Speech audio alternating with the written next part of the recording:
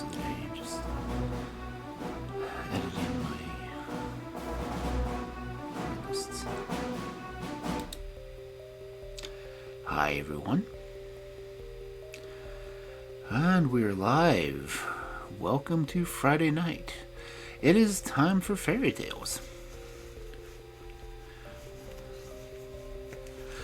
You know, this is a night that some adults, may or may not have kids or anything else, and they tend to need a babysitter. Well, I'm not really that good of a babysitter, honestly, but I do like to read fairy tales, so hopefully people can get their butts to sleep.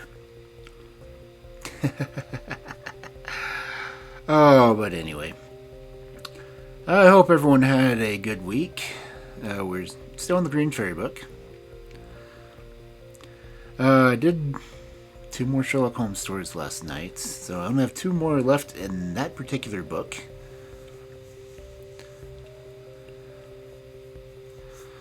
But yeah, we're doing fairy tales, and I put up a very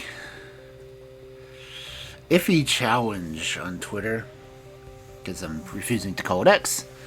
And as long as I still have the twitter.com, it is not X.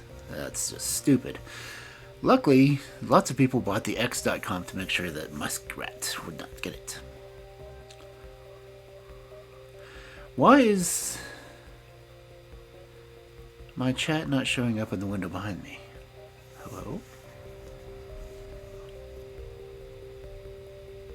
Chat in window, it says it's there. Refresh. I mean, it gave the grace. Okay, there it is. I think.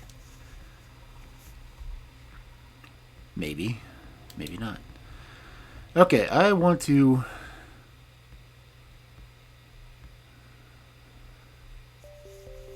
see if this silly thing works this time. Because it didn't work last time. Because... okay.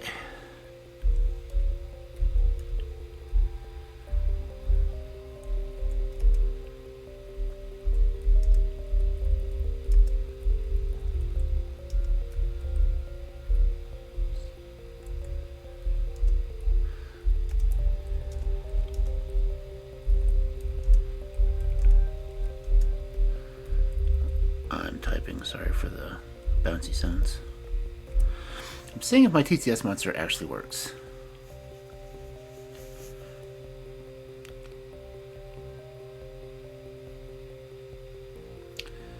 Come on. Please work.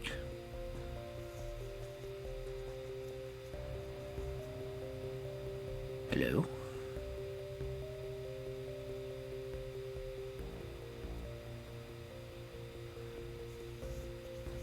Maybe.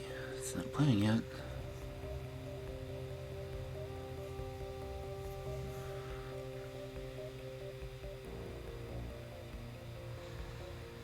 Come on.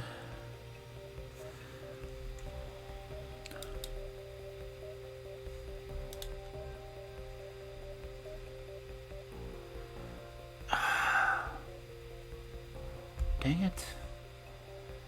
If I can get the regular TTS to work, how am I ever going to get the TTS pet?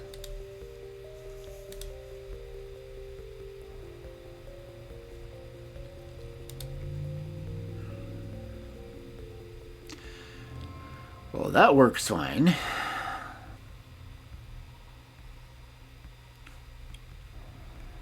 Why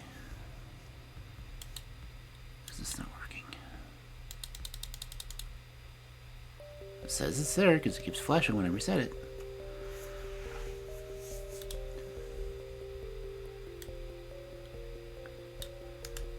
And I don't want to rely on bits for everything. I tried to make it like 1,000 point redeem just on regular points. I made sure everything matched on it. I just want it to work.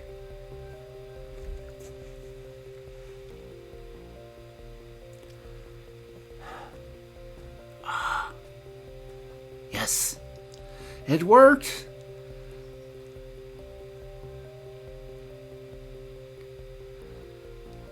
Yes, I got the point redeems to work. Yay! At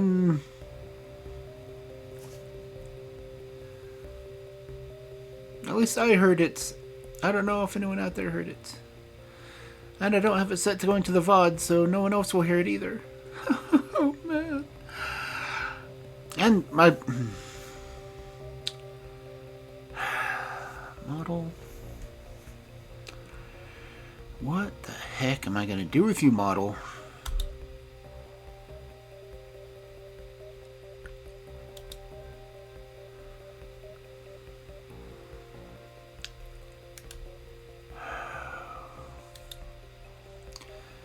I don't know. Small victory, major loss. Okay. I also have another poll up whether or not I should go back to my old format and use the book cover that I animated as my story reading.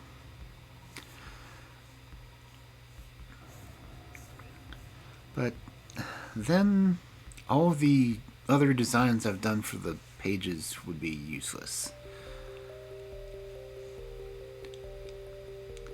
So go to my Twitter, look at my account, and vote. Oh yeah, I didn't talk about the stupid one that I came up with. I put up another poll and put my coffee link, which is the donation link, that if I got, enough people to, like $50, I would go buy absinthe and do a shot between stories while reading the Green Fairy book, which I obviously can't even speak right now. But can you imagine me drinking absinthe while reading the Green Fairy book? I can. Sometimes I feel like I need it. But anyway, here is the Green Fairy book. Do I have Monster TTS on this window? I do not.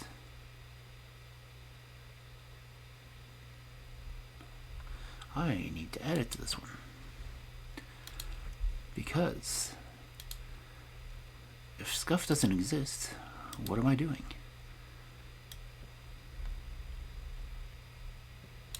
Okay. Monster TTS is now added to this window as well.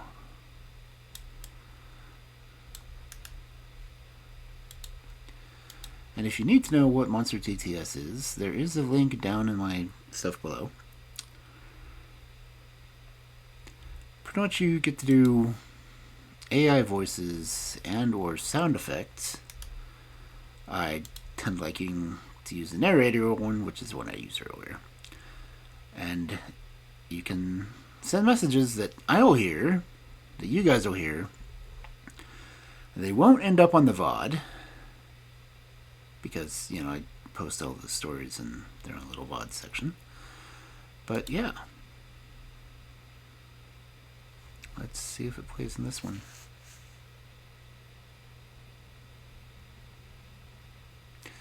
Okay, I heard it again. It doesn't do stereo, it just gives me right channel. Either that or my headsets are so jacked up I don't have stereo anymore.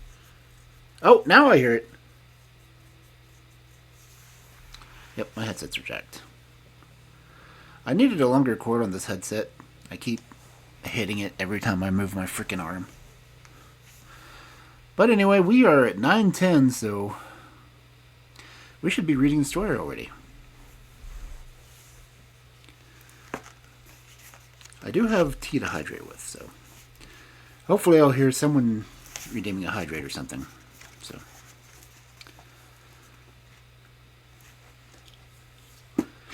but our first story for this wonderful Friday night of fairy tales. The story of Caliph Stork.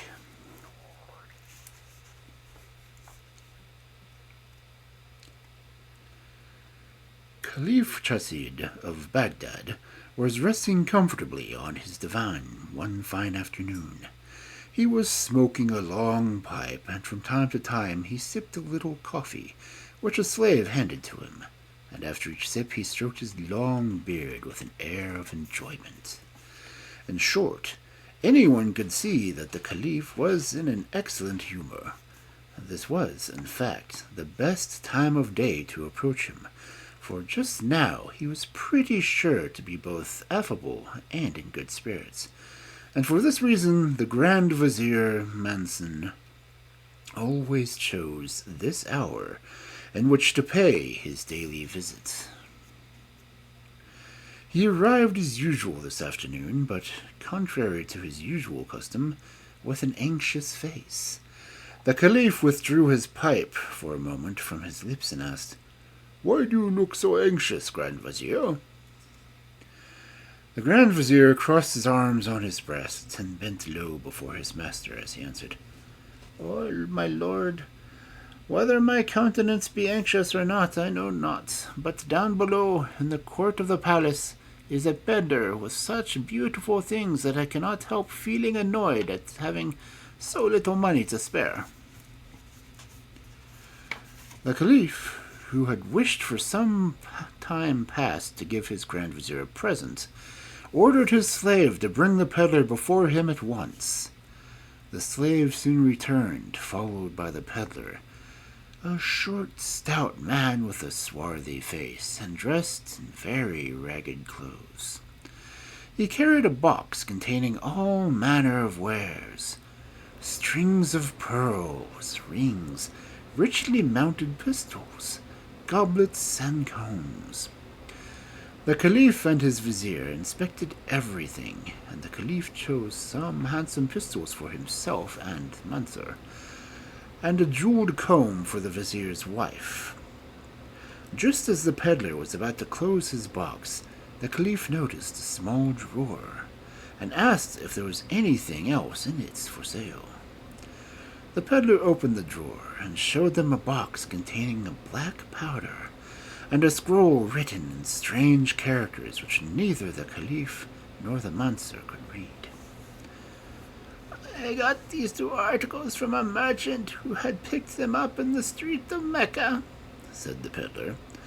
"I do not know what they may contain, but as they are of no use to me, you are welcome to have them for a trifle." The Caliph, who liked to have old manuscripts in his library, even though he could not read them, purchased the scroll and the box, and dismissed the peddler. Then, being anxious to know what might be the contents of the scroll, he asked the vizier if he did not know of anyone who might be able to decipher it. "Most gracious lord and master," replied the vizier, "near the great mosque lives a man called Selim the Learned, who knows every language under the sun. Send for him. It may be that he will be able to interpret these mysterious characters." The learned Selim was summoned immediately. "Selim," said the Caliph, "I hear you are a scholar. Look well at the scroll and see whether you can read it. If you can, I will give you a robe of honor.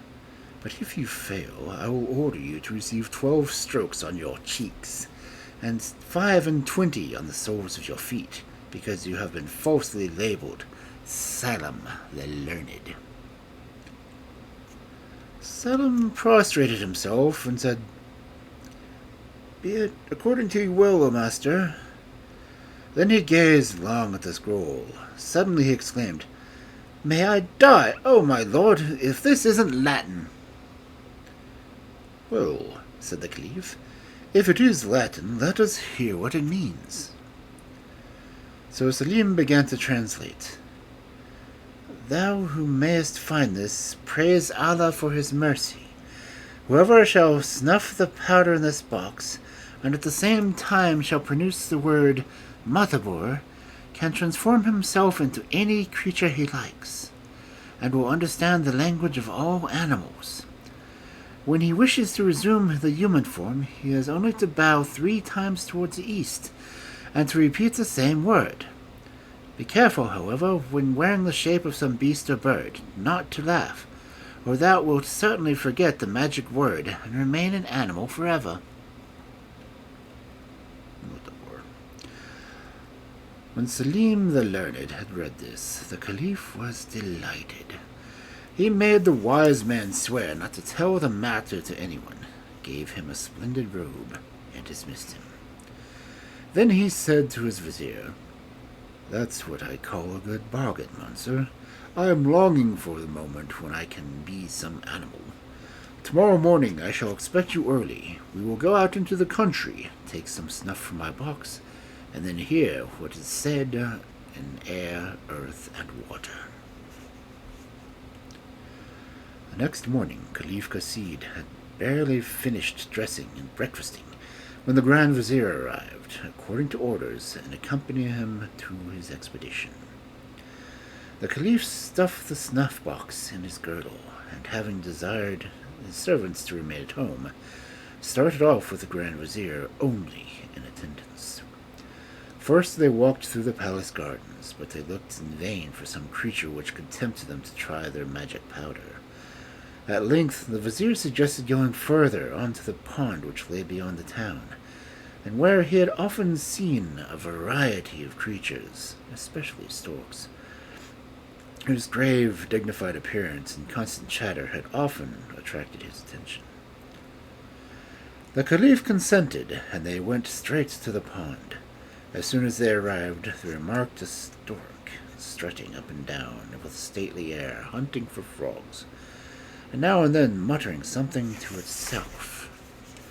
At the same time, they saw another stork far above in the sky towards the same spot. "I will wager my beard, most gracious master," said the Grand Vizier, "that those 2 long legs have a good chat together. How would it be if we turned ourselves into storks?" "Very well," said the Caliph, "but let us first remember carefully how we are to become men once more. True. Bow 3 times towards the east, and say Mutabor. And I shall be the Caliph, and you my Grand Vizier again. But for heaven's sake, don't laugh, or we are lost."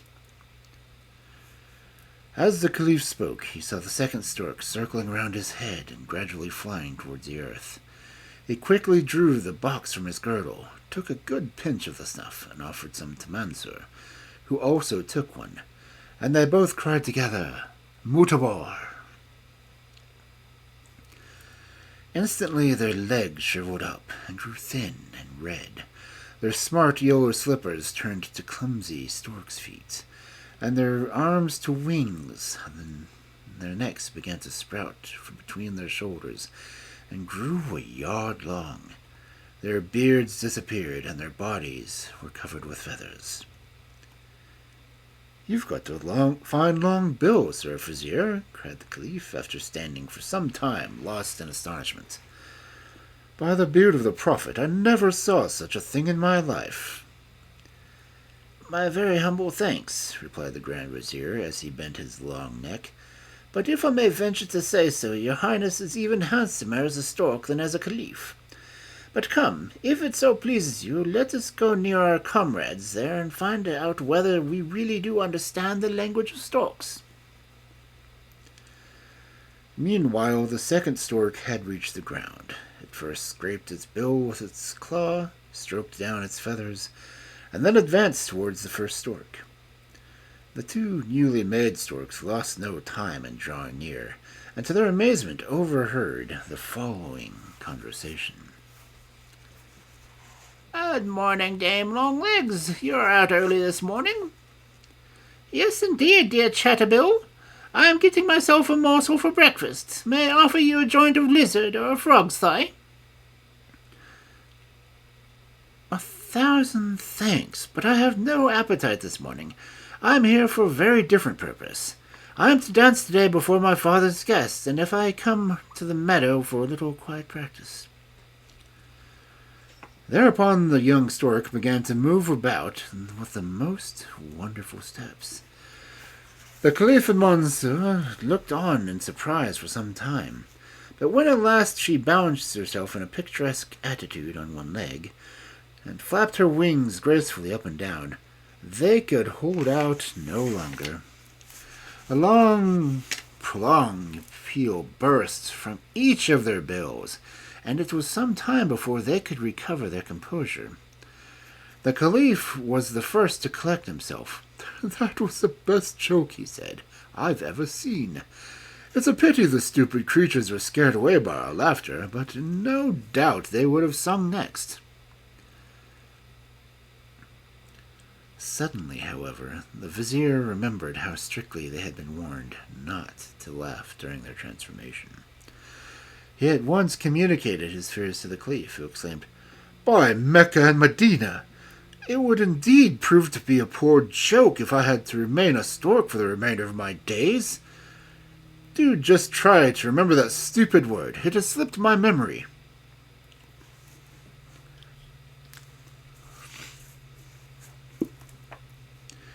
"We must bow 3 times eastward and say, They turned to the east and fell to bowing until their bills touched the ground. But, oh horror, the magic word was quite forgotten, and however often the Caliph bowed, and however touchingly his vizier cried, they could not remember it, and the unhappy Cassid and Monsieur remained storks as they were. The 2 enchanted birds wandered sadly on through the meadows. In their misery, they could not think what to do next. They could not rid themselves of their new forms. There was no use in returning to the town and saying who they were, or they would be believed as storks who announced that he was a caliph. And even if they did believe him, would the people of Baghdad consent to let a stork rule over them? So they lounged about for several days, supporting themselves on fruits, which, however, they found some difficulty in eating with their long bills. They did not much care to eat frogs or lizards.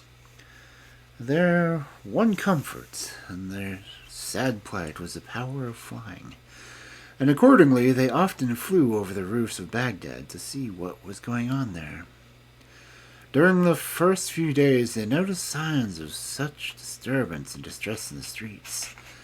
But about the 4th day, they sat on the roof of the palace. They perceived a splendid procession passing below them along the street. Drums and trumpets sounded. A man in a scarlet mantle embroidered in gold sat on a splendidly caparisoned horse, surrounded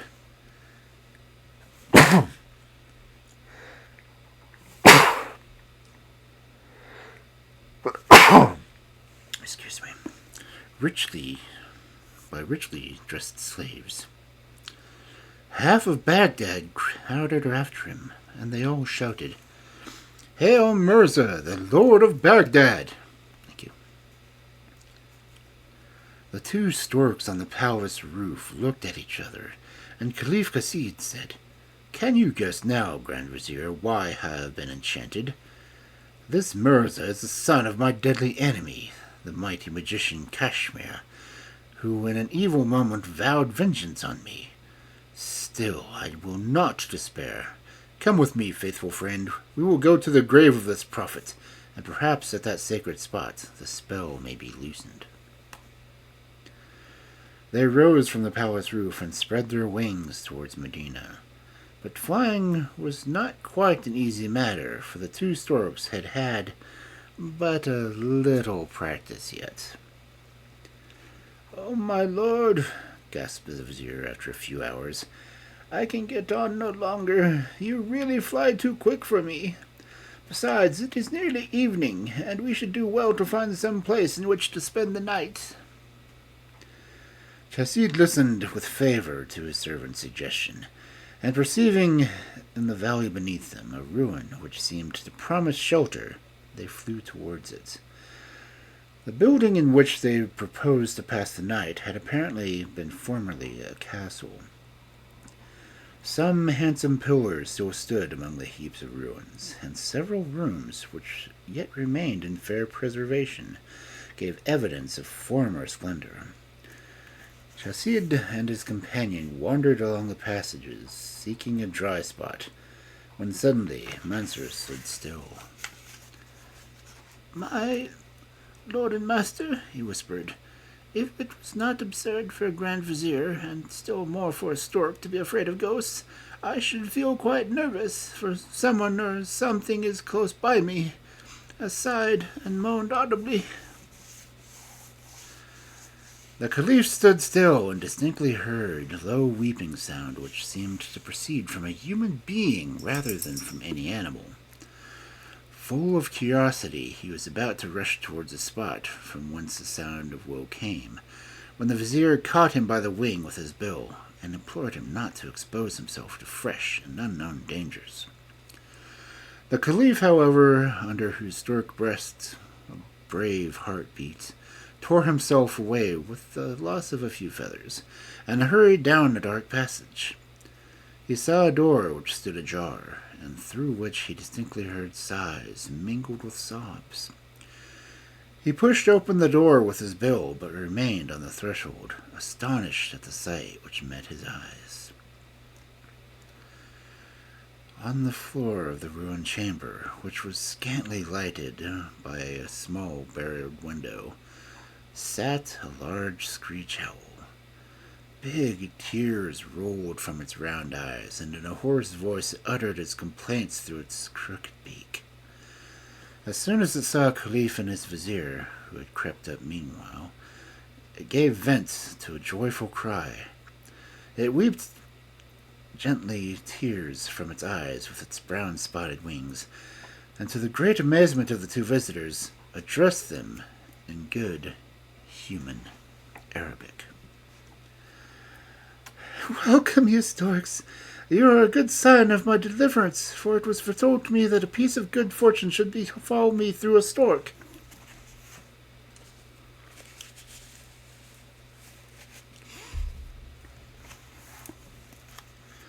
When the Caliph had recovered from his surprise, he drew up his feet into a graceful position, bent his long neck, and said, "Oh, Screech Owl, from your words I am led to believe that we see you a companion in misfortune. But alas, your hope that you may attain your deliverance through us is but a vain one.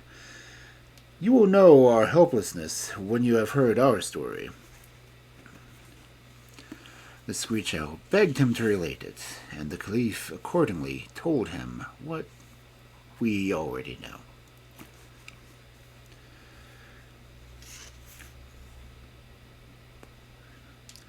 When the Caliph had ended, the owl thanked him and said, "You hear my story and my own that I am no less unfortunate than yourselves.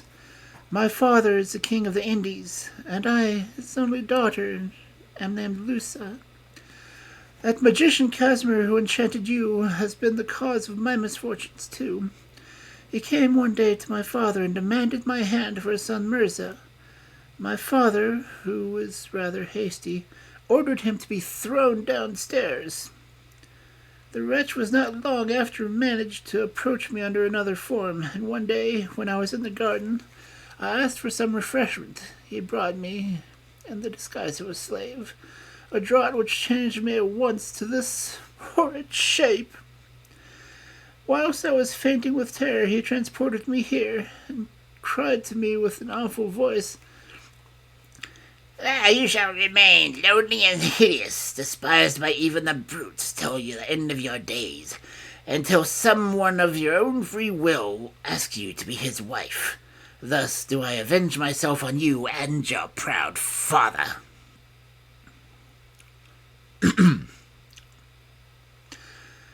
Then many months have passed away. Sadly and lonely do I live like any hermit within these walls, avoided by the world and a terror even to animals. The beauties of nature are hidden from me, for I am blind by day, and it is only when the moon sheds her pale light on the spot that the veil falls from my eyes and I can see. The owl paused and once more wiped her eyes with her wing, for the recital of her woes had drawn fresh tears from her. Caliph fell into deep thought on hearing the story of the princess. "If I am not much mistaken," said he, "there is some mysterious connection between our misfortunes, and how to find the key to the riddle is the question." The owl answered, "Oh, my lord, I too feel this is sure. From my earliest youth a wise woman foretold that a stork would bring me some great happiness, and I think I could tell you how we might save ourselves." The Caliph was much surprised and asked her what she meant. "The magician who has made us both miserable," said she, "comes once a month to these ruins. Not far from this room is a large hall where he is in the habit of feasting with his companions. I have often watched them. They tell each other about their evil deeds, and possibly the magic words which you have forgotten may be mentioned."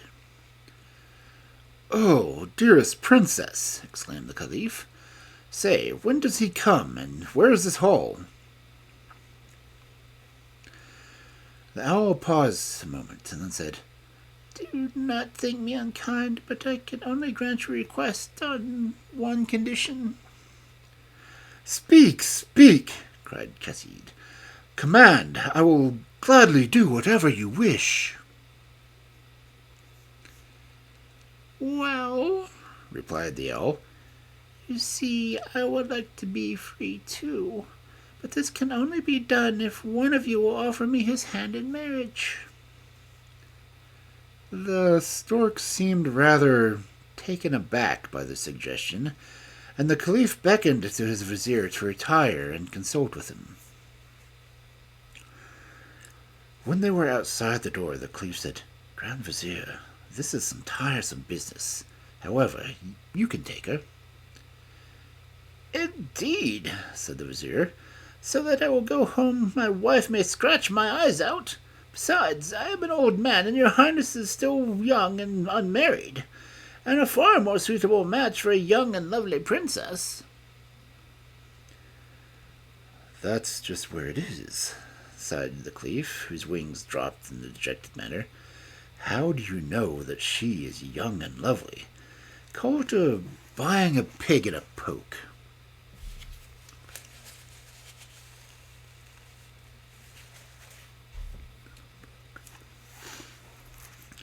They argued for some time, but at length, when the Caliph saw plainly that his vizier would rather remain a stork to the end of his days than marry the owl, he determined to fulfill the condition himself. The owl was delighted. She owned that they could not have arrived at a better time, as most probably the magicians would meet that very night. She then proceeded to lead the two storks to the chamber. They passed through a long, dark passage till at length a bright ray of light shone before them through the chinks of a half-ruined wall. When they reached it, the owl advised them to keep very quiet. Through the gap near which they stood, they could see with ease and survey the whole of the large hall. It was adorned with splendid carved pillars. A number of colored lamps replaced the light of day, and in the middle of the hall stood a round table covered with a variety of dishes, and about the table was a divan which 8 men could be seated. And one of these bad men they recognized the peddler who had sold the magic powder. The man next to him begged him to relate all of his latest doings, and amongst them he told the story of the Caliph and his vizier. "And what kind of word did you give them?" asked another old sorcerer. "A very difficult Latin one. It is mutabor."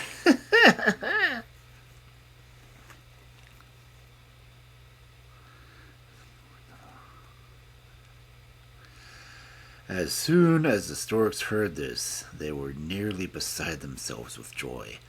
They ran at such a pace to the door of the ruined castle that the owl could scarcely keep up with them. When they reached it, the Caliph turned to the owl and said with much feeling, "Deliver my friend and myself. As a proof of my eternal gratitude, accept me as your husband." Then he turned towards the east.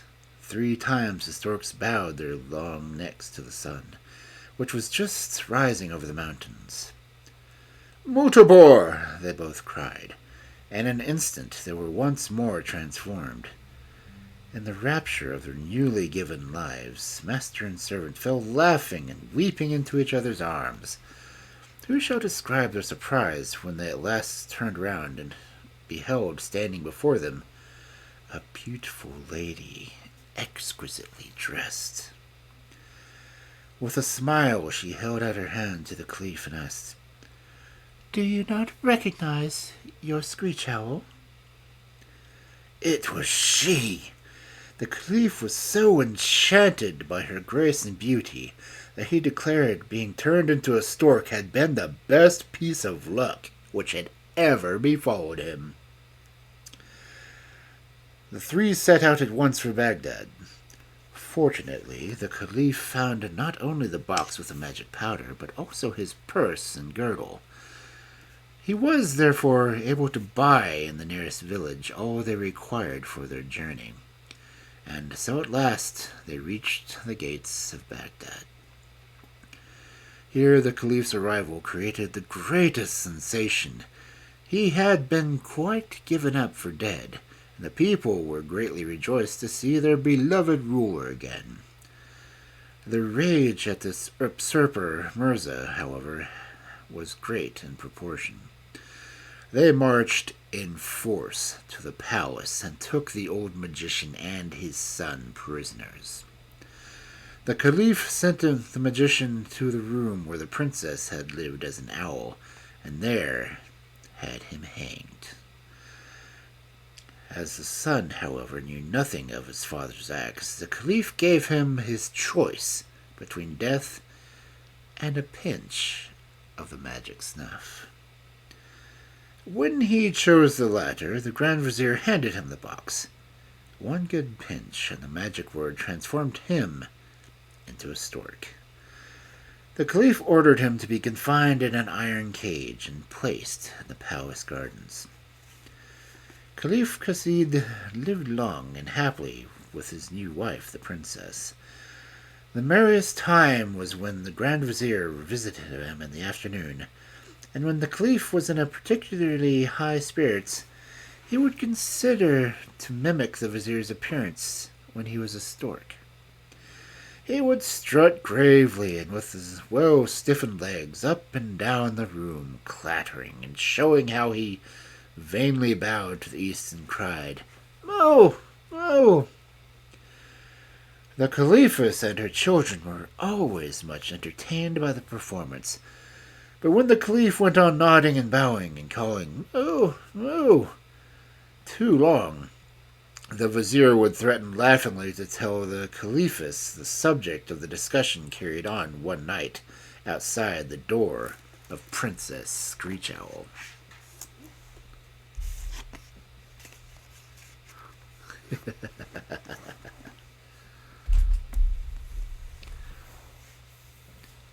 It's amusing because a stork does actually make the meow meow sound.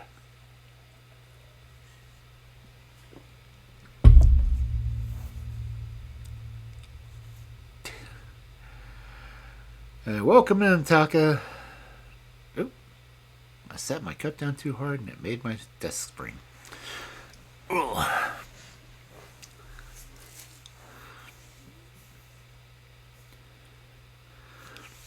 But I like the fact that this book has stories from several different countries. Because if you couldn't tell that was Arabic.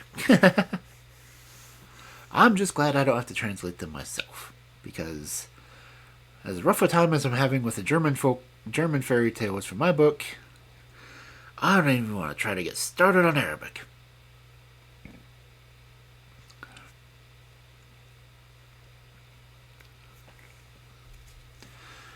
Oh, I guess if I keep this up, I may end up learning it anyway. I don't know.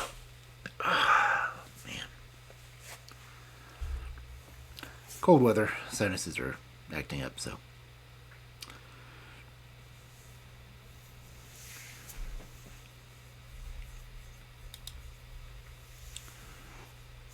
Let's see. That was the first. Let's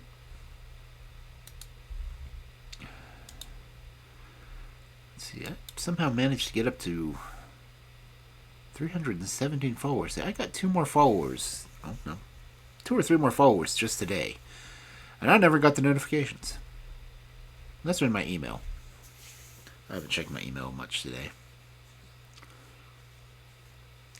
And, Dusk is probably going live in 19 minutes, so chances are I'll read out to her when I'm done. And a wild Chinchu has appeared in chat.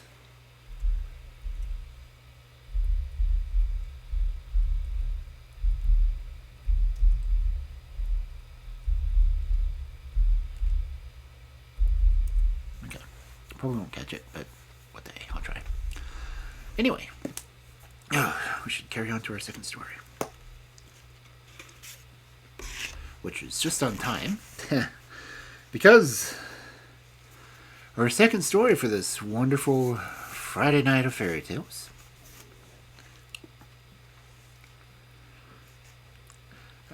The Enchanted Watch. Once upon a time there lived a rich man who had 3 sons.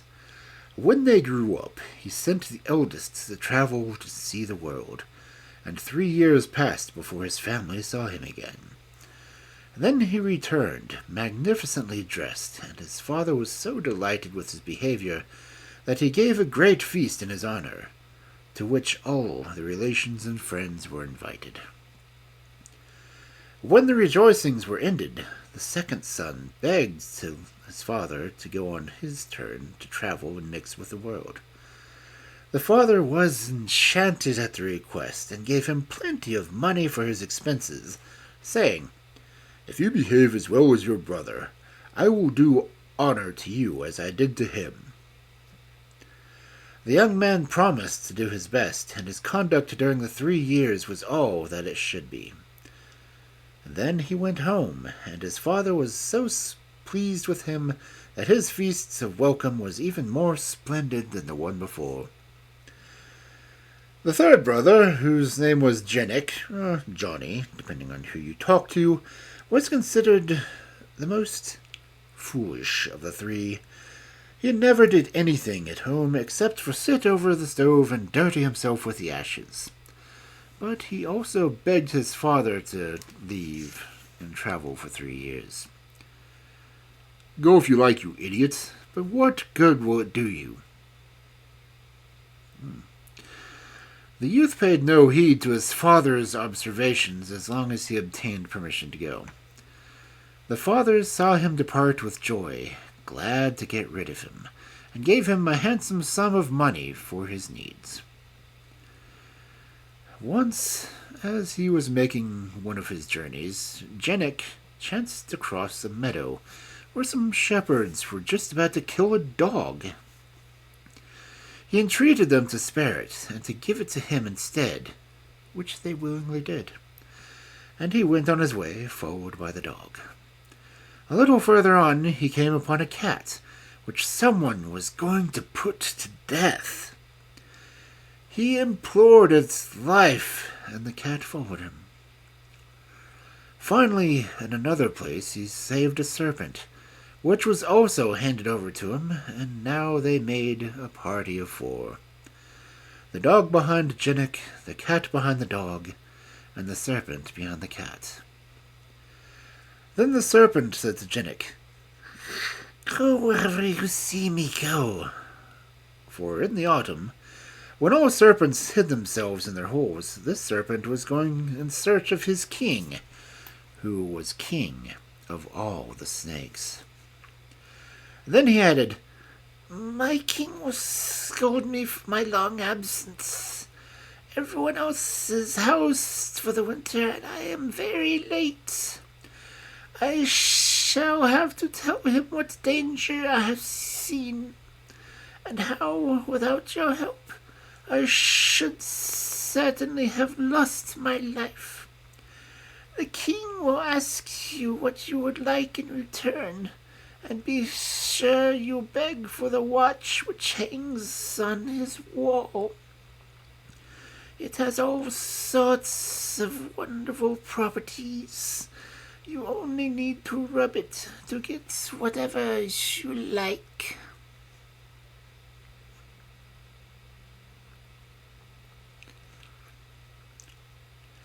No sooner said than done.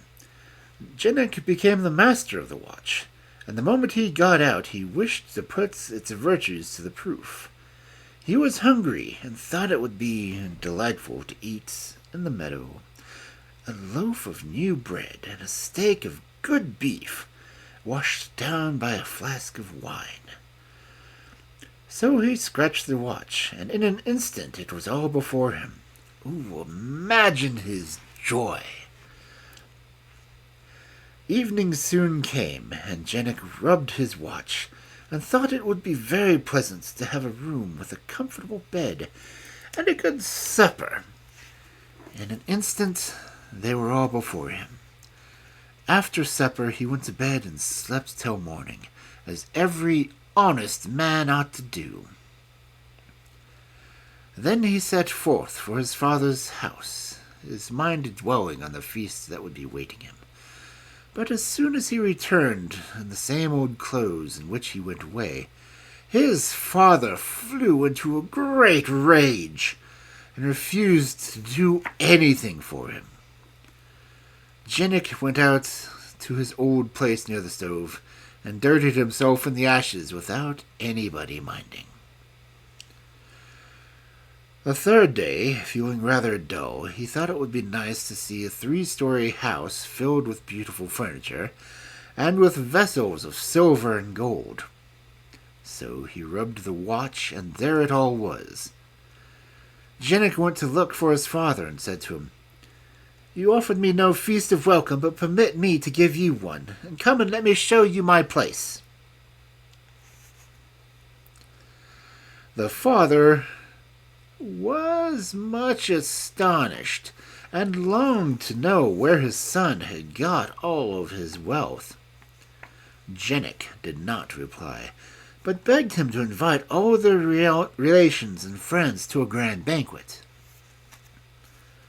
So the father invited all the world, and everyone was amazed to see such splendid things. So much plate, and so many fine dishes on the table. After the first course, Jennick prayed his father to invite the king and his daughter, the princess. He rubbed the watch and wished for a carriage ornamented with gold and silver, and drawn by 6 fine horses, with a glittering harness with precious stones. His father did not dare to sit in this gorgeous coach, but went to the palace on foot. The king and his daughter were immensely surprised with the beauty of the carriage, and mounted the steps at once to go to Jennick's banquet. Then Jennick rubbed his watch afresh, and wished for that 6 miles the way to the house should be paved with marble. Whoever felt so astonished as the king? Never had he traveled over such a gorgeous road. When Jennick heard the wheels of the carriage, he rubbed his watch and wished for a still more beautiful house, 4 stories high, and hung with gold, silver, and damask, filled with wonderful tables covered with dishes of such that no king had ever eaten before. The king, the queen, and the princess were speechless with surprise. Never had they seen such a splendid palace, nor such a high feast. At dessert, the king asked Jennick's father to give him the young man for a son-in-law. No sooner said than done. The marriage took place at once, and the king returned to his own palace, and left Jennick with his wife in the enchanted house. Now, Jennick was not a very clever man, and at the end of a very short time he began to bore his wife. She inquired how he managed to build palaces and get so many precious things. He told her all about the watch, and she never rested till she had stolen the precious talisman. One night she took the watch, rubbed it, and wished for a carriage drawn by 4 horses, and in this carriage she sat at once out, going to her father's palace.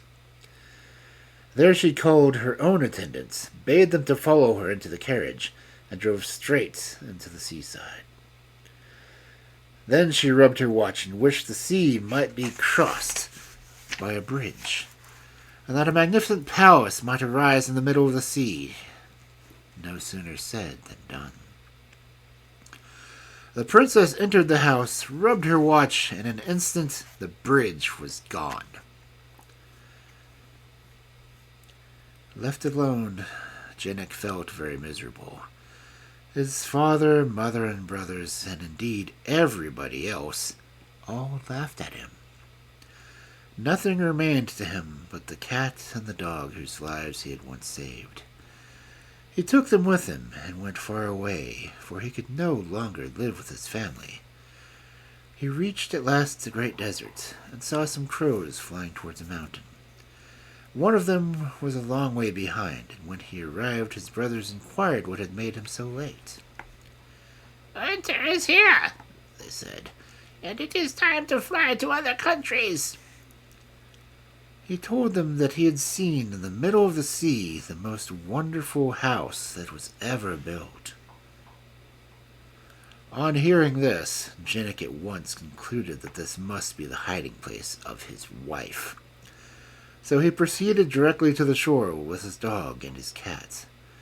When he arrived on the beach, he said to the dog, "You are an excellent swimmer, and you, little one, are very light.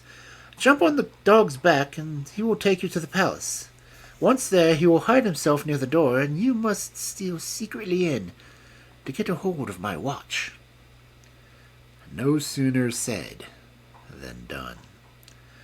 The 2 animals crossed the sea. The dog hid near the house, and the cat stole into the chamber.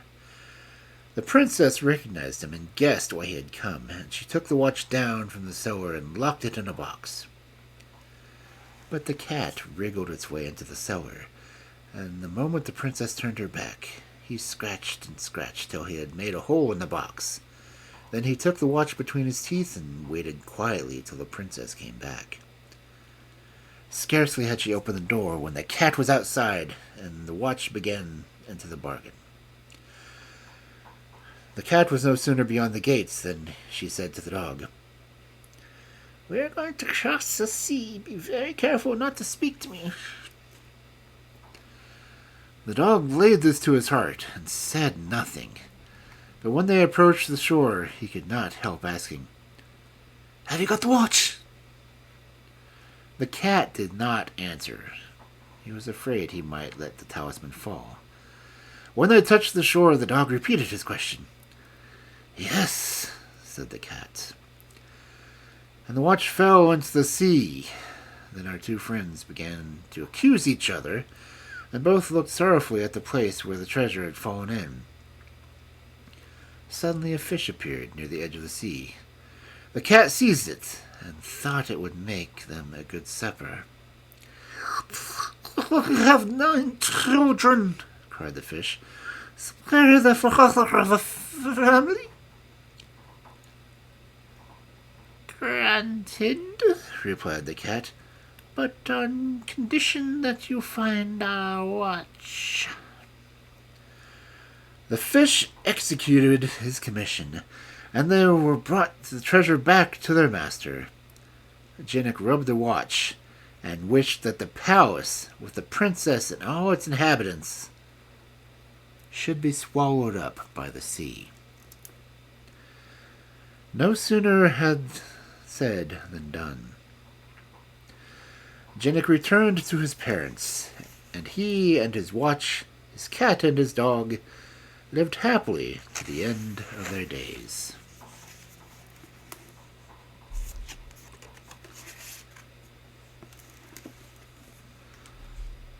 it looks like I've finished the story just in time because there seems to be ads.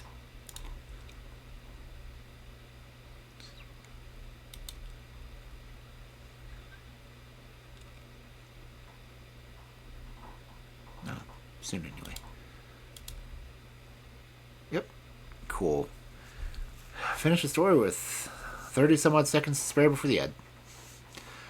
Why it isn't showing on my screen, I don't know.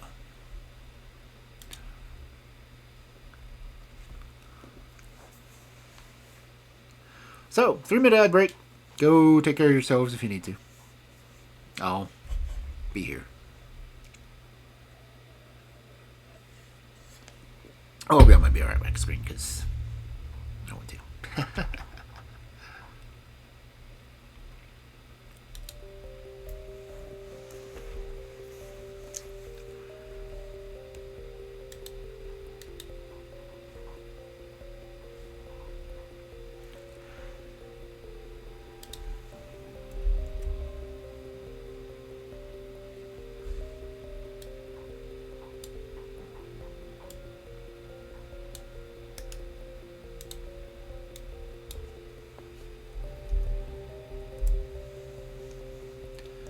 And there's a Gola in chat.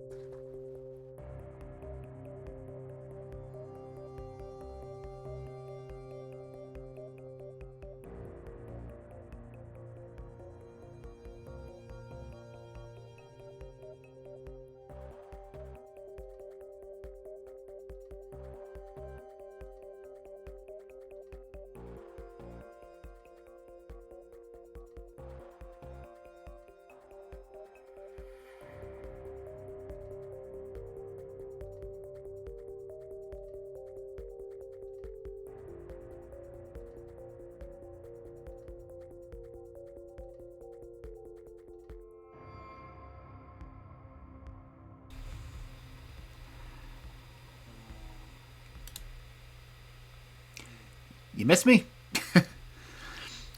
Oh, I know where you were, Taka.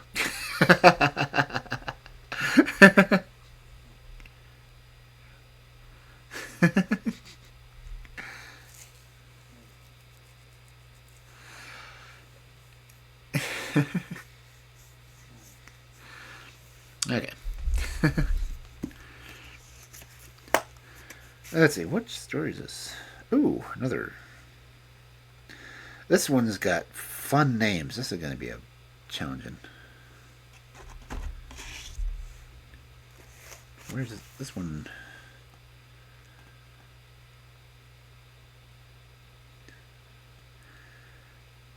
Oh.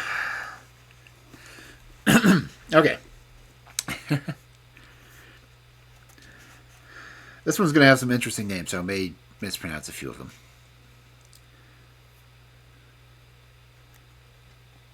I mean, King Baradondon, Paradime. Fun names. Trying to see if I recognize any of the language on here.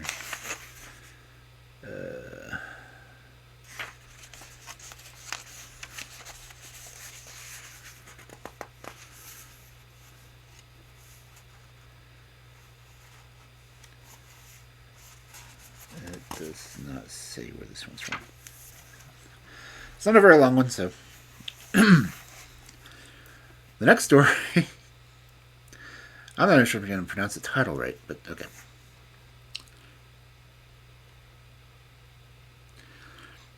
So the next story for this wonderful Friday night of fairy tales is Rosanella. Everybody knows that though the fairies live hundreds of years, they do sometimes die, especially as they are obliged to pass one day in every week under the form of some animal, when of course they are liable to accidents.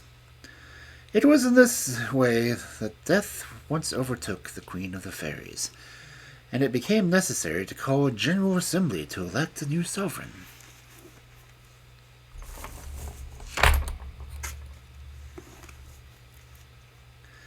After much discussion, it appeared that the choice lay between two fairies, one called Serpentine and the other Paradame. And their claims were so equal that it was impossible without injustice to prefer one to the other. Under these circumstances, it was unanimously decided that whether of the two could show to the world the greatest wonder should be queen. But it was to be a special kind of wonder. No moving of mountains or any such common fairy tricks would do. Serpentine, therefore, resolved that she would bring up a prince whom nothing could make constant, while Paradame decided to display to admiring mortals a princess so charming that no one could see her without falling in love with her. They were allowed to take their time, and meanwhile the 4 eldest fairies were to attend to the affairs of the kingdom. Now, Paradame had for a long time been very friendly with King Bardondon, who was a most accomplished prince, and whose court was a model of what a court should be. His queen, Balanice, was also charming. Indeed, it was rare to find a husband and wife so perfectly of one mind about everything. They had one little daughter, whom they had named Rosanella, because she was a little pink rose printed upon her white throat. From her earliest infancy she had shown the most astonishing intelligence, and the courtiers knew her smart sayings by heart, and repeated them on all occasions. In the middle of the night, following the assembly of fairies, Queen Balanice woke up with a shriek, and when her maids of honor ran to see what was the matter, they found she had a frightening dream.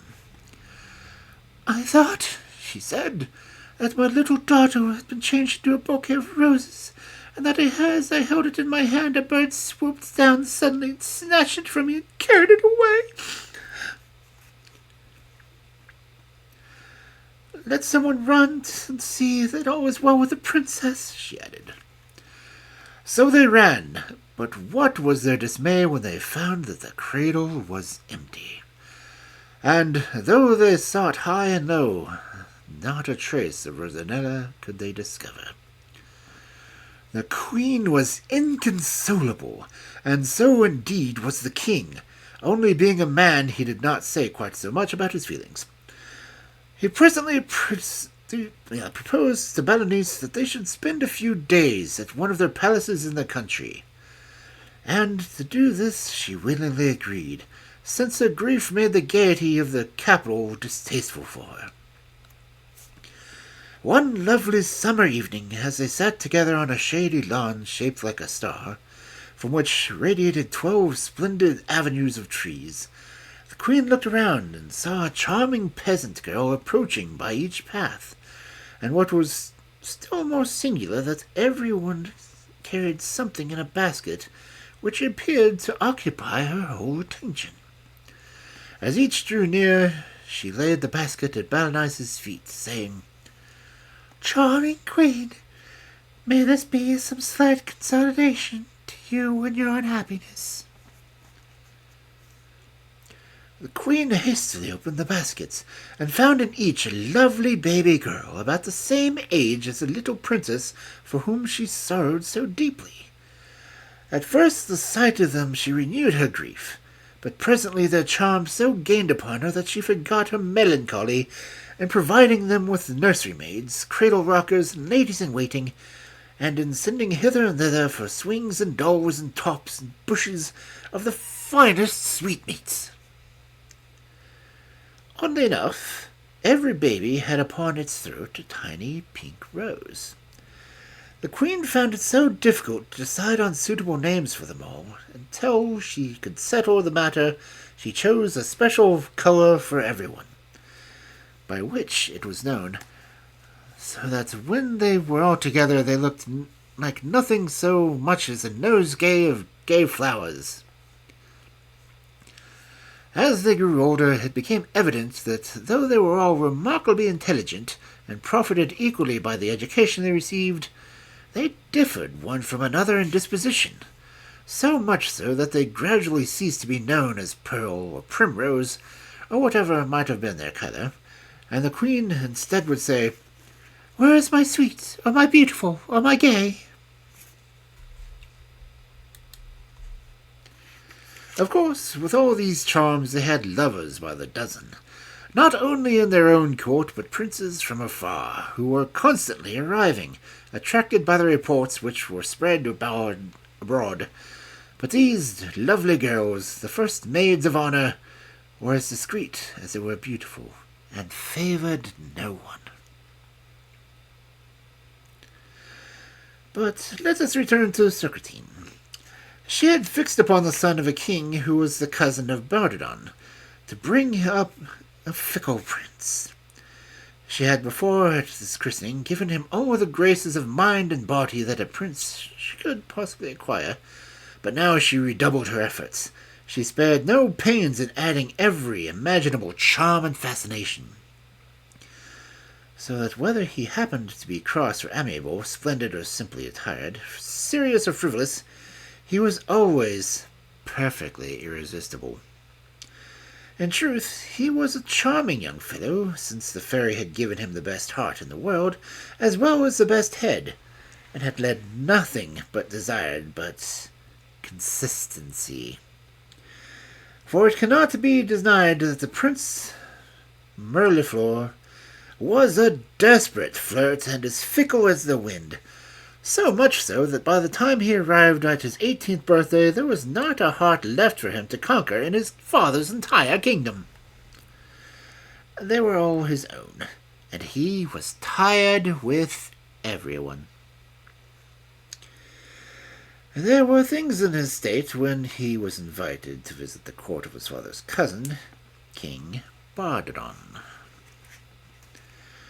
Imagine his feelings when he arrived and was presented at once to 12 of the loveliest creatures in the world. And his embarrassment was heightened by the fact that they all liked him as much as he liked each of them. So that things came to such a pass that he was never happy a single instant without them. For he could not whisper soft speeches to sweets and laugh with joy while he looked at beauty. In his own more serious moments, what could be pleasanter than to talk to grave upon some lonely shade? Or while he still held the hand of loving in his own. All of the others lingered near in sympathetic silence. For the first time in his life he really loved, though the object of his devotion was not one person, but 12, to whom he was equally attracted. And even Socratine was deceived into thinking that this was indeed the height of inconsistency. But Paradime said not a word. In vain did Prince Miroflor father write him, commanding him to return, and proposing for him one good match after another. Nothing in the world could tear him from his 12 enchantresses. One day the queen gave a large garden party, and just as the guests were all assembled, and Prince Miroflor was as usual dividing his attention between his 12 beauties, a humming of bees was heard. The rose maidens, fearing the stings, uttered little shrieks, and all fled together to a distance from the rest of the company. Immediately, to the horror of all who were looking on, the bees pursued them, and, growing suddenly to an enormous size, pounced upon each maiden and carried her off into the air, and in an instant they were all lost to view. This amazing occurrence plunged the whole court into the deepest affliction, and Prince Miroflor, after giving away the most violent grief at first, fell gradually into a state of such deep dejection that it was feared if nothing could rouse him he would certainly die. Serpentine came in all haste to see what she could do for her darling, but he rejected with scorn all the portraits of lovely princesses which she offered for his collection. In short, it was evident that he was in a bad way, and the fairy was at her wit's end. One day, as he wandered about, absorbed in melancholy reflections, he heard sudden shouts and exclamations of amazement, and if he had taken the trouble to look up, he would not help being as astonished as everyone else, for through the air a chariot of crystal was slowly approaching, which glittered in the sunshine. 6 lovely maidens with shimmering wings drew it on by rose-colored ribbons, while a whole flight of others, equally beautiful, were holding long garlands of roses crossed above it, as to form a complete canopy. In it sat the fairy Paradime, and by her side a princess whose beauty positively dazzled all who saw her.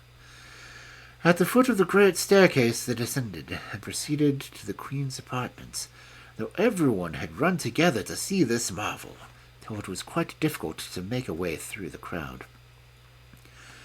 And exclamations of wonder rose on all sides at the loveliness of this strange princess. "Great queen," said Paradime, "permit me to restore to you your daughter Rosanella, whom I stole out of her cradle." At the first transports of joy were over, the queen said to Paradime, "But my lovely 12 lovely ones, are they lost to me forever? Shall I never see them again?" But Paradime only said, "Very soon you will cease to miss them," in a tone that evidently meant, "Don't ask me any more questions." And then, mounting again into her chariot, she swiftly departed. The news of this beautiful cousin's arrival was soon carried to the prince, but he had hardly the heart to go and see her. However, it became absolutely necessary that he should pay her his respects, and he had scarcely been 5 minutes in her presence before it seemed to him that she combined in her own charming person all the gifts and graces which had so attracted him into the 12 rose maidens whose loss he had so terribly mourned. And after all, it is really more satisfactory to make love to one person at a time.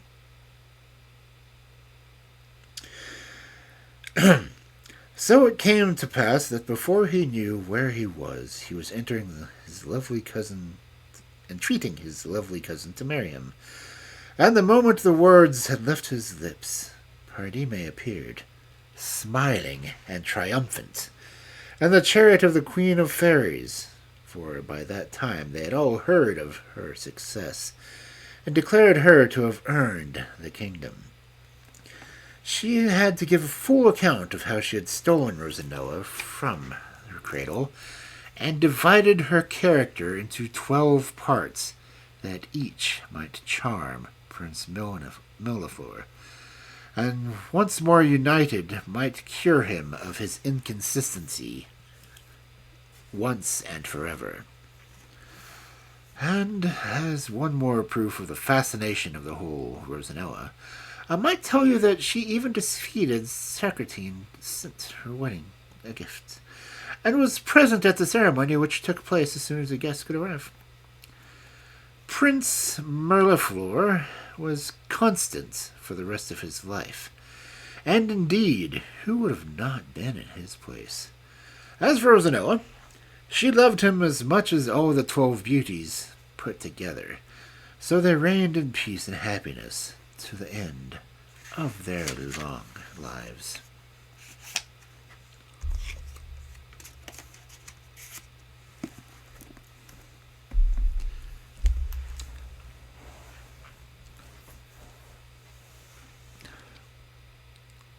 And all I can really think is the fact that this confirms princesses with multiple personalities are more fascinating than single ones.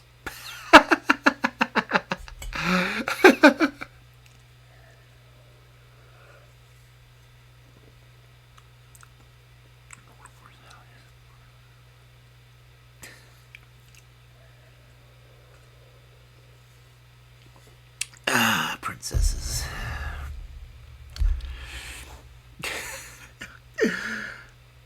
Okay, I'm gonna have to remember that one. She wasn't even bipolar. She had 12 different personalities.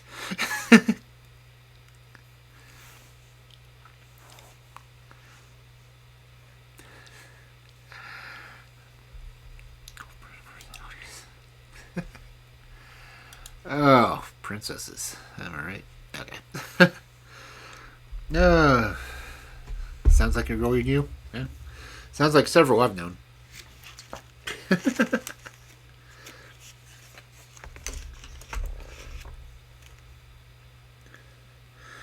Let's see. How long is this next story? Next story is 9 pages long. Not too bad. Might be able to get 2 more stories tonight.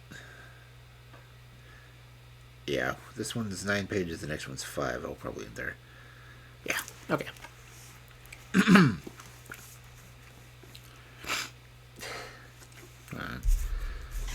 I gotta go to my notes again. I'll actually mute the mic this time.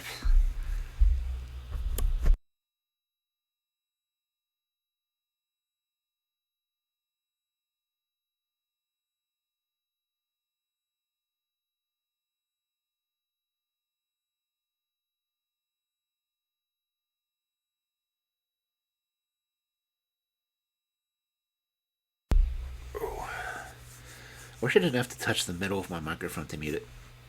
I mean, I could mute it on OBS, but yeah, what would the purpose be? I'd forget to unmute it. At least this way I can see if the red lights or green lights are glowing. Okay.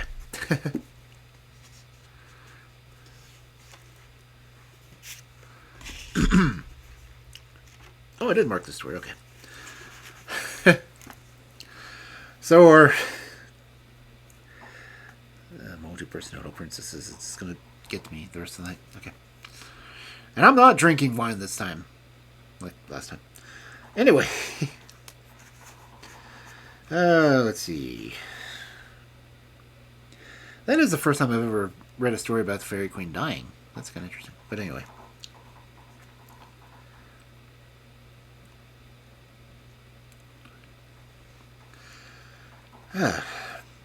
So our next story for this wonderful Friday night of fairy tales is Sylvain and Jocosa.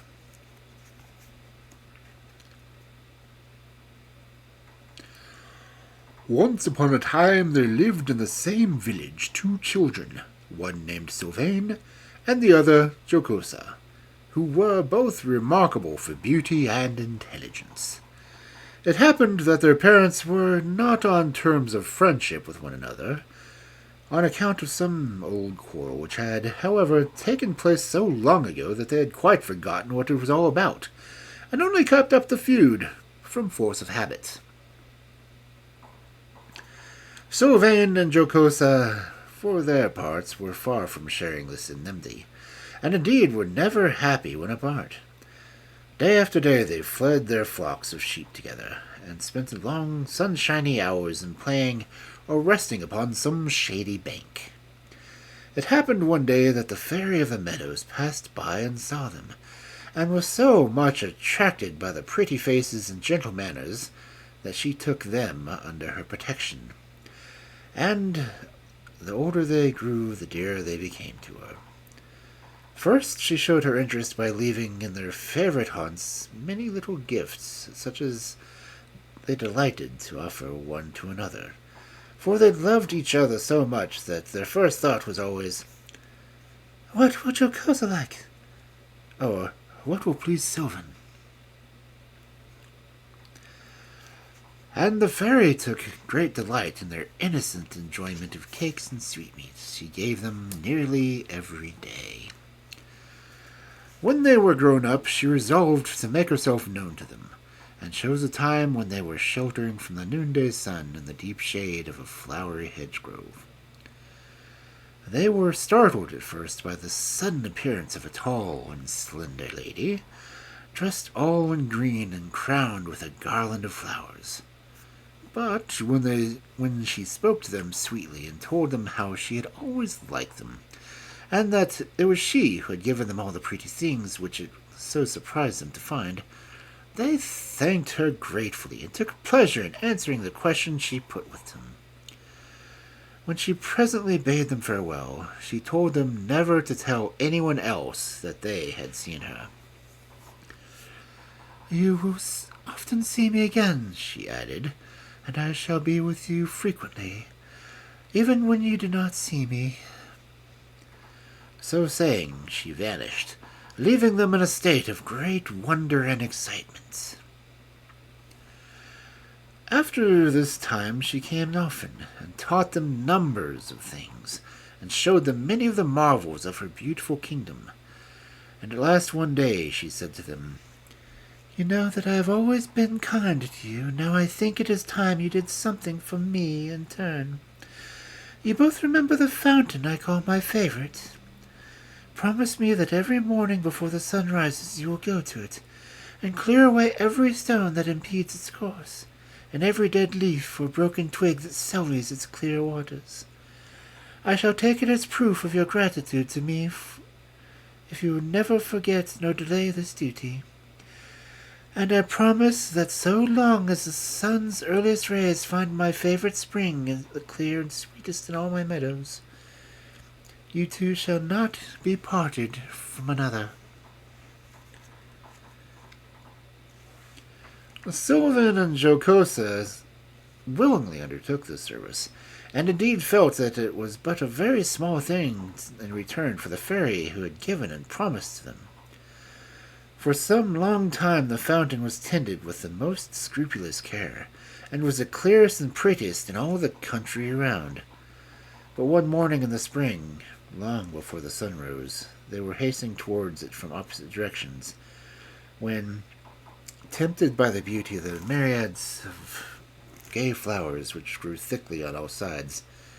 They paused, each to gather some for the other. "This will make Sylvain a grand garland," said Jocosa.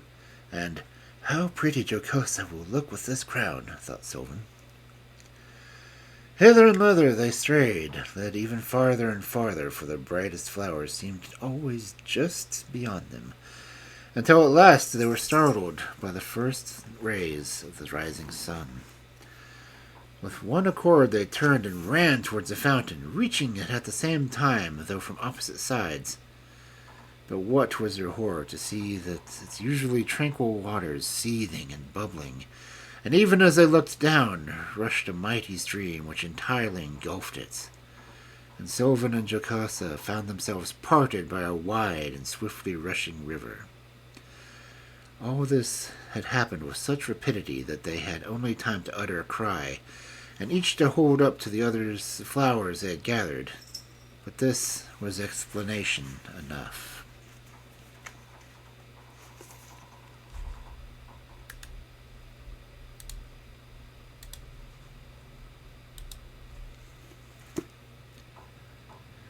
"20 times did Sylvain throw himself into the turbulent waters, hoping to be able to swim to the other side. But each time an irresistible force drove him back on the bank he had just quitted, while for Jocosa, she even essayed to cross the flood upon a tree which came floating torn down by its roots.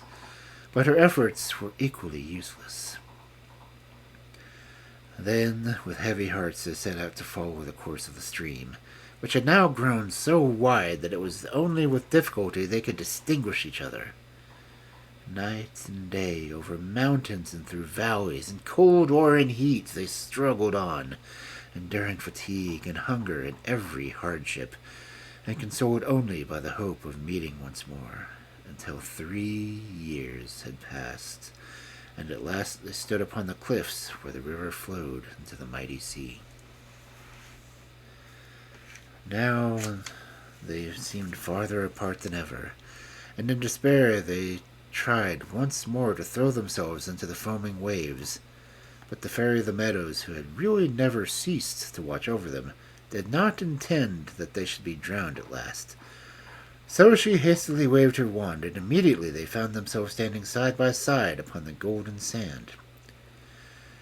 You can imagine their joy and delight when they realized that their weary struggle was ended, and their utter contentment as they clasped each other by the hand. They had so much to say that they hardly knew where to begin, but they agreed in blaming themselves bitterly for the negligence which had caused all their trouble. And when she heard this, the fairy immediately appeared to them. They threw themselves at her feet and implored her forgiveness, which she freely granted, and promised at the same time that, now their punishment was ended, she would always befriend them.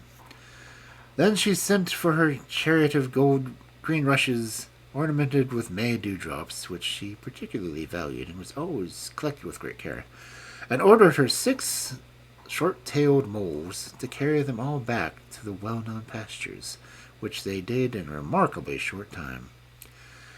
And Sylvain and Jocosa were overjoyed to see their dearly loved home once more after all their toilful wanderings. The fairy, who had set her mind upon securing their happiness, had in their absence quite made up the quarrel between their parents, and gained their consent to the marriage of the faithful lovers. And now she conducted them to the most charming little cottage that can be imagined, close to the fountain, which had once more resumed its peaceful aspect, and flowed gently down into the little brook which enclosed the garden and orchard, and pasture which belonged to the cottage. Indeed, nothing more could have been thought of, either for Sylvain or Jocosa, or their flocks, and their delight satisfied even the fairy who had planned it all to please them. When they had explored and admired until they were tired, they sat down to rest under the rose-covered porch, and the fairy said to pass the time until the wedding guests whom she had invited could arrive. She would tell them a story, and the story is this. The Yellow Bird. Once upon a time a fairy who had somehow or other gotten into mischief was condemned by the High Court of Fairyland to live several years under the form of some creature, and the moment of her resuming her natural appearance once again made the fortune of two men. It was left to her to choose which form she should take, and because she loved yellow she transformed herself into a lovely bird with shining golden feathers, such as no one had ever seen before. When the time of her punishment was at an end, the beautiful yellow bird flew to Baghdad, and let herself be caught by a fowler at the precise moment when Badi al-Zaman was walking up and down outside his magnificent summer palace. This Badi al-Zaman, whose name means wonder of the world, because of his vast wealth, was looked upon in Baghdad as the most fortunate creature under the sun. But really, what with anxiety of his riches and being weary of everything, and always despairing something he had not, he never knew a moment's real happiness. Even now he had some out of his palace, which was large and splendid enough for 50 kings, weary and cross because he could find nothing new to amuse him. The fowler thought that this would be a favourable opportunity of offering him a marvellous bird, which he felt certain he would buy the instant he saw it. And he was not mistaken, for when Badi al-Zaman took the lovely prisoner into his hands, he saw written under its right wing the words, "He who eats my head will become a king," and under its left wing, "He who eats my heart will find 100 gold pieces under his pillow every morning."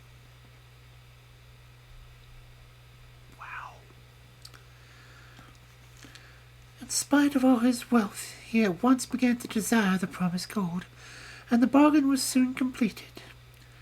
Then the difficulty arose as to how the bird was to be cooked, for among his army of servants not one could Badi al-Azam trust.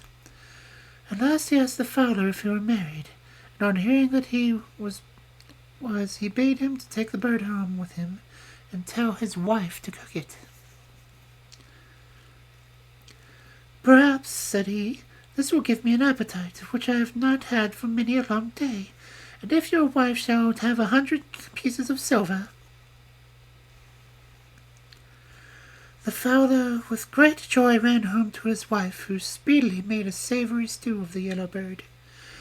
But when Badi al-Zaman reached the cottage and began eagerly to search the dish for its head and its heart, he could not find either of them. He turned to the fowler's wife in a furious rage. She was so terrified that she fell upon her knees before him and confessed that her 2 children had come in just before he arrived, and had so teased her for some of the dish she was preparing that she had presently given the head to one and the heart to the other, since these morsels are not generally much esteemed. And Badi al-Zaman rushed from the cottage, vowing vengeance against the whole family. The wrath of a rich man is generally to be feared. So the fowler and his wife resolved to send their children out of harm's way. But the wife, to console her husband, confided to him that she had purposely given them the head and heart of the bird, because she had been able to read what was written under its wings. So believing that their children's fortunes were made, she embraced them and sent them forth, bidding them to get as far away as possible, take different roads, and to send news of their welfare. For themselves, they remained hidden, disguised in the town, which was really rather clever of them. But very soon afterwards, Badi al-Zaman died of vexation and annoyance at the loss of his promised treasure, and then they went back to their cottage to wait for news of their children. The younger, who went back to their cottage to wait for the youngest, who had eaten the heart of the yellow bird, very soon found out what it had done for him, for each morning when he awoke he found a purse containing 100 gold pieces under his pillow. But, as all poor people may remember for their consolation, nothing in the world causes so much trouble or requires so much care as a great treasure. Consequently, the fowler's son, who spent the reckless profusion, was supposed to be possessed of a great hoard of gold, was before long attacked by robbers, and in defending himself was so badly wounded that he had died. The elder brother, who had eaten the yellow bird's head, traveled a long way without meeting any particular adventure, until at last he reached a large city in Asia, which was all in an uproar over the choosing of a new emir. All the principal citizens had formed themselves into two parties, and it was not until after a prolonged squabble that they agreed that the person to whom the most singular thing happened should be emir. One young traveller entered the town at this juncture, and his agreeable face and jaunty air, and all at once felt something alight upon his head, which proved to be a snow-white pigeon. Thereupon all the people began to stare and to run after him, so that he presently reached the palace with the pigeon upon his head, and in all the inhabitants set his city of his heels. Before he knew where he was, it was made him emir, to his great astonishment.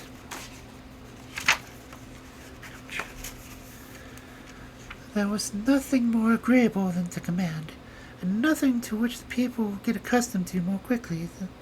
The young emir soon felt quite at ease in his new position, and this did not prevent him from making every kind of mistake, and so misgoverning the kingdom that the whole city rose in revolt and deprived him at once of his authority and his life, a punishment which he richly deserved, for in his days of his prosperity he disarmed the fowler and his wife, and allowed them to die in poverty.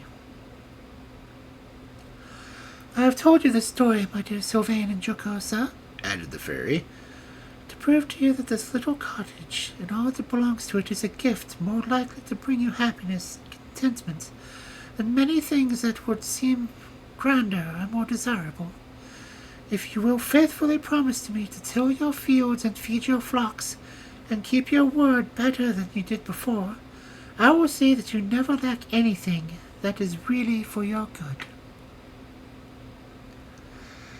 And Sylvain and Jocosa gave their faithful promise, and as they kept it, they always enjoyed peace and prosperity.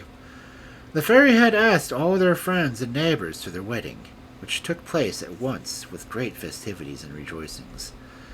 And they lived to a good old age, always loving one another with all their hearts.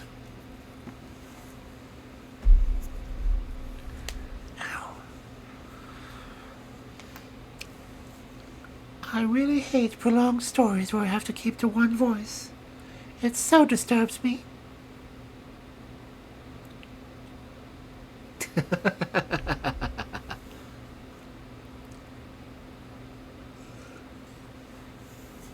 Oh. A storyteller telling a story with a storyteller. That's like more than a fourth wall break, right?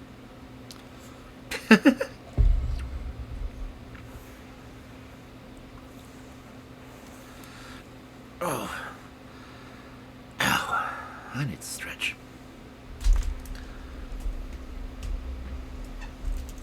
Okay. Oh. Okay.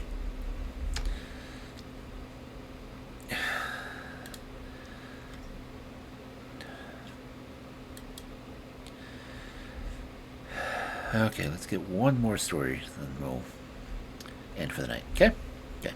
Sorry, it's okay.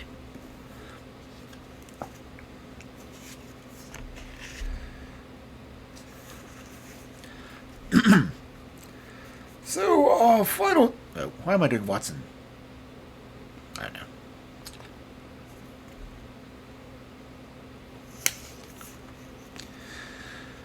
So, our final story for the evening... Fairy gifts. It generally happens that people's surroundings reflect more or less accurately their minds and dispositions. So perhaps that is why the flower fairy lived in a lovely palace with the most delightful garden you can imagine, full of flowers, and trees and fountains and fish ponds and, everything nice. For the flower fairy herself was so kind and charming that everybody loved her, and all the young princesses and princes who formed her court were as happy as the day was long, simply because they were near her. They came to her when they were quite tiny, and never left her until they were grown up and had to go away into the great world. And when that time came, she gave to each whatever gift he asked of her. But it was chiefly of Princess Sylvia that you are going to hear now. The fairy loved her with all her heart, for she was at once original and gentle, and she had nearly reached the age at which the gifts were generally bestowed. However, the fairy had a great wish to know how the other princesses had grown up and when they left her prospering. Before the time came for Sylvia to go herself, she resolved to send her to some of them. So, one day her chariot, drawn by butterflies, was made ready, and the fairy said, "Sylvia, I am going to send you to the court of the Iris. She will receive you with pleasure for my sake, and as well as for your own. In 2 months you may come back to me again, and I shall expect you to tell me what you think of her." Sylvia was very unwilling to go away, but as the fairy wished it, she said nothing. Only when 2 months were over, she stepped joyfully into the butterfly chariot and did not get back quickly enough to the flower fairy, who, for her part, was equally delighted to see her again. "Now, child," she said, "tell me what impression you have received." "You sent me, madam," answered Sylvia, "to the court of Iris, on whom you had bestowed the gift of beauty. She never tells anyone, however, that it was your gift, though she often speaks of your kindness in general. It seemed to me that her loveliness, which fairly dazed me at first,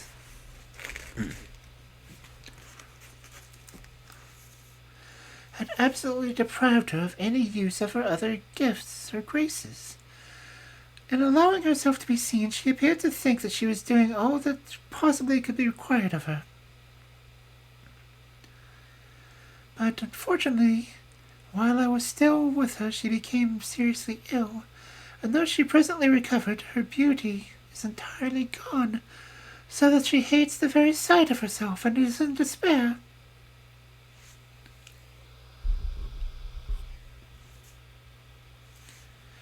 She entreated me to tell you what happened and to beg you, in pity, to give her beauty back to her. And indeed, she does need it terribly, for all the things in her that were tolerable or even agreeable when she was so pretty seem quite different now that she is ugly. And it is so long since she thought of using her mind or her natural cleverness that I really don't think she has any left now. She is quite aware of all this herself, so you may imagine how unhappy she is, or how earnestly she begs you for your aid." "You have told me what I wanted to know," cried the fairy, "but alas, I cannot help her. My gifts can be given, but only once." Some time passed in all the usual delights of the flower fairy's palace, and then she sent for Sylvia again, and told her she was to stay for a little while with Princess Daphne. And accordingly the butterflies whisked her off, and set her down quite in a strange kingdom. But she had only been there for a very little time before a wandering butterfly brought a message from her to the fairy, begging that she might be sent for as soon as possible, and before long she was allowed to return. "Oh, madam," she cried, "what a place you have sent me to that time!" "Why, what was the matter?" asked the fairy. "Daphne was one of the princesses who asked for a gift of eloquence, if I remember correctly." "And very ill the gift of eloquence becomes a woman," replied Sylvia with an air of conviction. "It is so true that she speaks well, but her expressions are well chosen. But then she never leaves off talking, and though the first one may be amused, one ends by being weary to death. Above all things, she loves any assembly for setting the affairs of the kingdom, for on those occasions she can talk and talk and talk without fear of interruption. But then, the moment is over, she is ready to begin again without anything or nothing, as this case may be. Oh, how glad I was to come away, I cannot tell you. The fairy smiled at Sylvia's unfeigned disgust at her last experience. But after allowing her a little time to recover, she sent her to the court of Princess Cynthia, where she was left for 3 months. At the end of this time, Sylvia came back to her with all the joy and contentment that one feels once more being beside her dear friend. The fairy, as usual, was anxious to hear what she thought of Cynthia, who had always been amiable, and to whom she had given the gift of pleasing. I thought at first, said Sylvia, that she must be the happiest princess in the world. She had 1,000 lovers who vied with one another over their efforts to please and gratify her. Indeed, I nearly decided what I should ask a similar gift. Have you altered your mind, then? Interrupted the fairy. Yes, indeed, madam, replied Sylvia. And I will tell you why. The longer I stayed, the more I saw that Cynthia was not really happy. In her desire to please everyone, she ceased to be sincere, and degenerated into a mere coquette. And even her lovers felt that the charms and fascinations were exercised upon all who approached her without distinction, and were valueless. So that then in the end they ceased to care for them, and went away disdainfully. I am pleased with you, child, said the fairy. Enjoy yourself here for a while, and presently you shall go to Philadelphia. Sylvia was glad to have leisure to think, for she could not make up her mind at all what she should ask for herself, and the time was drawing very near. However, before long, the fairy sent her to Philia, and waited for her report with unabated interest. I reached her court safely, said Sylvia, and she received me with much kindness, and immediately began to exercise upon me the brilliant wit which you had bestowed upon her. I confess that I was a little fascinated by it, and for a week thought it was nothing could be more desirable. The time passed like magic. So great was the charm of her society. But I ended by ceasing to covet that gift more than any of the others I had seen before, for, like the gift of pleasing, it cannot really give satisfaction. By degrees I wearied of what was so delighted me at first, especially as I perceived more and more plainly that it was impossible to be constantly smart and amusing without being frequently ill-natured, and too apt to turn all things, even the most serious, into mere occasions for a brilliant jest. The fairy in her heart agreed with Sylvia's conclusions, and felt pleased with herself for having brought her up so well. But now the time was come for Sylvia to receive her gift, and all her companions were assembled. The fairy stood in the midst, and in the usual manner asked what she would take with her into the great world. Sylvia paused for a moment, and then answered, A quiet spirit. And the fairy granted her request. This lovely gift makes life constant happiness to its possessor, and to all who are brought into contact with her. She has all the beauty of gentleness, the contentment of her sweet face, and at times it seems less lovely through some chance of grief and disquietude. The hardest thing that one ever hears said is, Sylvia's dear face is pale today, it grieves one so to see her. And when, on the contrary, she is gay and joyful, the sunshine of her presence rejoices all who have the happiness of being near her.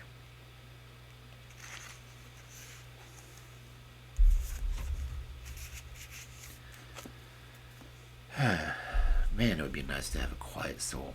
I mean, you know what I mean. Well, maybe. I know. We all need a quieter soul occasionally.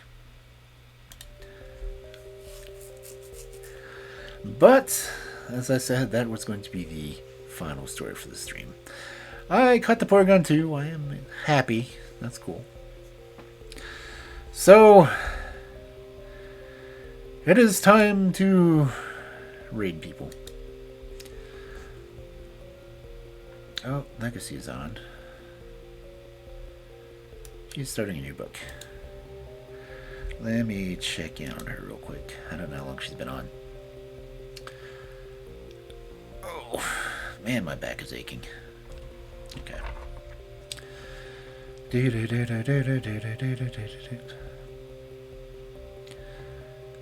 How many people do I even have here? Everyone in chat, please raise your hand. I didn't raid last night because I was by myself.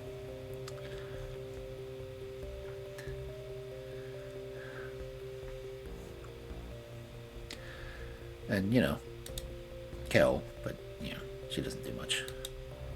In fact, has she even been posting? I haven't been paying attention. Kel. No. I see 3 moments. Coffee butt. Oh, come on. Kel, you lazy pain in the butt. Oh, well. So even my mod wasn't here, and my mod's a bot. That's pretty sad.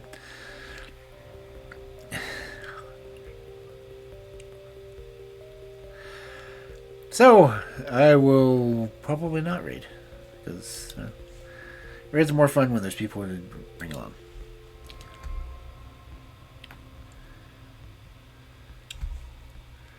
So I will, however, say thank you for those who came in and lurked. Taka. I don't think I saw any other names but yours tonight.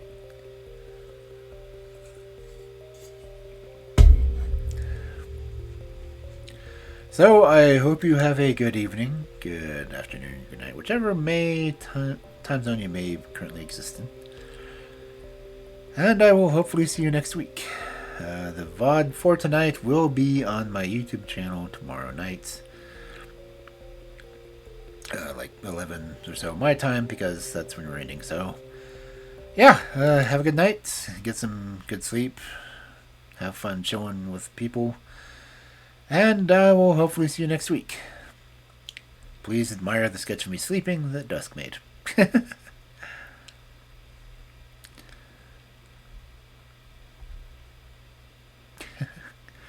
I use a lot of Dusk sketches. They're fun. Anyway, later everyone.